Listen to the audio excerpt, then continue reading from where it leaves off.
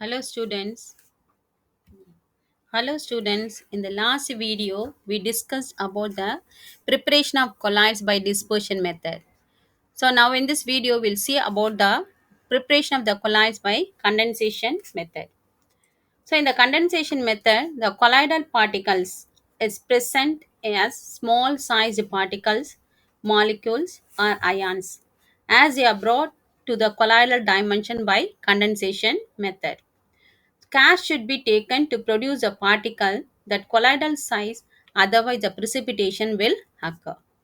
The various chemical methods for the preparation of the colloids are oxidation method, reduction method, hydrolysis, double decomposition and decomposition. First we'll see about the oxidation. This oxidation method is used for the non-metals, that is the salts of the non-metals are prepared by this method. When hydroiodic acid is treated with the iodic acid, iodine salt is obtained. The salt is nothing but the colloidal solution of the iodine. That is HiO3 plus Hi. HiO3 is iodic acid is treated with hydroiodic acid Hi to form water H2O and iodine, the salt. That is colloidal solution of the iodine. So the second example is when oxygen is passed through the hydrogen selenide, you will get the selenium salt. H2S is a hydrogen selenide plus O2 oxygen to gives 2H2O water and selenium colloid. So the next method is a reduction method. In the reduction method, the organic reagents like phenyl hydrazine, formic acid, tannic acid are used as for the formation of the salts. The gold salt is prepared by the reduction of the auric chloride using formaldehyde. AuCl3 auric chloride plus HCHO formaldehyde plus water, that is aqueous solution of the formaldehyde, you will get a gold salt, that is a colloidal solution of the gold along with the formation of the formic acid and hydrochloric acid. The next method is a hydrolysis. Salts of the hydroxides of the metals like chromium and aluminium can be prepared by this method. We'll take an example as a ferric chloride. When it is treated with water, hydrolysis is nothing but the addition of the water. So H2O to form ferric hydroxide and HCl. Ferric hydroxide you'll get as a colloidal solution. The next method is a double decomposition. Here the water insoluble salts can be prepared by this method. That the colloidal substance which are insoluble in water we can use a double decomposition method. The hydrogen sulfide H2S is passed through the arsenic oxide As2O3 to give a arsenic sulfide As2S3 plus H2O. This arsenic sulfide is a yellow colored colloidal solution, that is a salt of the arsenic sulfide. The next is the decomposition. A few drops of the acid, that is any acid you can use. Acid is added to the dilute solution of the sodium thiosulfate. The insoluble free sulfur salt is produced by the decomposition of the sodium thiosulfide, accumulates into small clusters. So depending upon the size of the colloidal dimension, it will give a various colors like blue, yellow, even red to the system.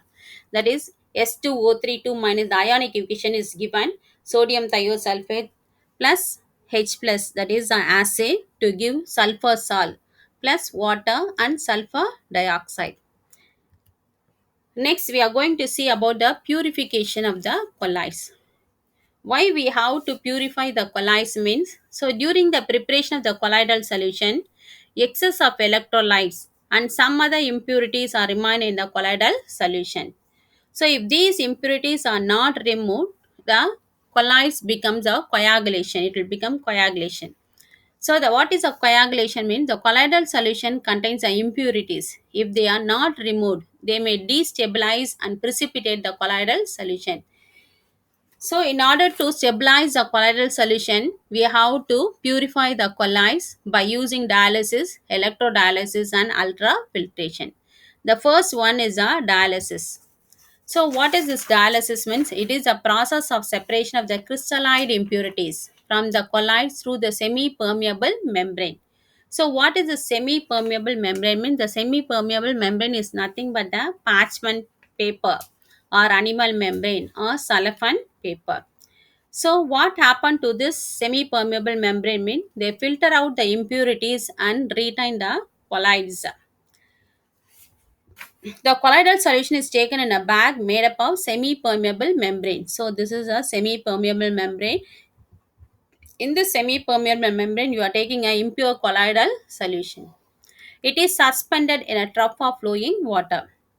It is kept in a water, that is a flowing water, and then the electrolytes, that is the impurities present in the colloidal solutions, are passes through that is diffuses through the membrane, and it is carried away by the water, leaving behind only the salt particle, that is the colloidal particles. So one more interesting fact in the dialysis is that is a kidney malfunction results in the building up of the electrolyte concentration within the blood to the toxic levels. So what they will do means they'll use the dialysis process. So in the dialysis process, the recycling of the patient's blood is done through a considerable length of the semi-permeable tube in an isotonic saline solution. So what is the meaning of isotonic saline solution? Means the same osmotic pressure. Both the blood and then that is the salt level will be maintained the same pressure. The next one is the electrodialysis. The same dialysis, that is in the same process dialysis, you have to use the what is that electricity. By passing that electricity, you can remove the impurities from the colloidal solution. The presence of the electric current increases the speed of removal of electrolytes from the colloidal solution through semi-permeable membrane. The colloidal solution containing electrolyte as impurity is placed between two dialysing membrane enclosed in two compartments filled with water. So this is a what is that semi-permeable membrane. Here in both the sides you are keeping what is that impure colloidal solution. Center you are having the pure water. So when the current is passed through the cathode and anode, the impurities are nothing but the electrolytes which passes through the concerned electrodes, leaving behind the only the colloids.